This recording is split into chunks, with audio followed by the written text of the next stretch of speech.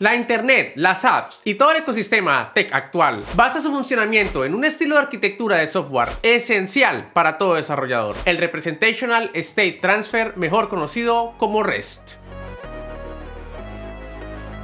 Pero antes, tomé la rara decisión de ponerme brackets a mis tempranos 33 años, retrocediendo no solo mi apariencia física a mi adolescencia, sino también haciéndome incapaz de pronunciar bien. Les ruego paciencia. REST describe la arquitectura de aplicaciones conectadas modernas y de forma práctica indica que un cliente y un servidor remoto interactúan a través de la red para leer y operar sobre un recurso del sistema. El cliente realiza una petición a través de vínculos o rutas definidas que el servidor procesa y responde con una representación de dicho recurso. Este recurso será entregado en un formato de fácil interpretación, por ejemplo, HTML, XML o JSON, y a través de vínculos o rutas asociadas al recurso se pueden hacer peticiones subsecuentes para solicitar cambios a otras partes del sistema. REST está basado en el patrón arquitectónico de cliente-servidor, que define una separación funcional y estructural en el código que funciona en el cliente, que puede ser nuestro móvil, computador o navegador, y el servidor, que es una máquina remota que provee recursos o servicios, almacena datos y ejecuta compleja lógica de negocio. El cliente y el servidor se comunican a través de una red, ya sea local, privada o remota, o simplemente a través de internet. Existen infinidad de tipos de servidores para diferentes tipos de recursos: servidores de archivos, servidores web, servidores de juego, entre muchísimos otros más. Todos los días hacemos uso de servidores. Cuando abrimos una app que necesita conexión a internet, perdemos partidas de Dota, LOL o FIFA,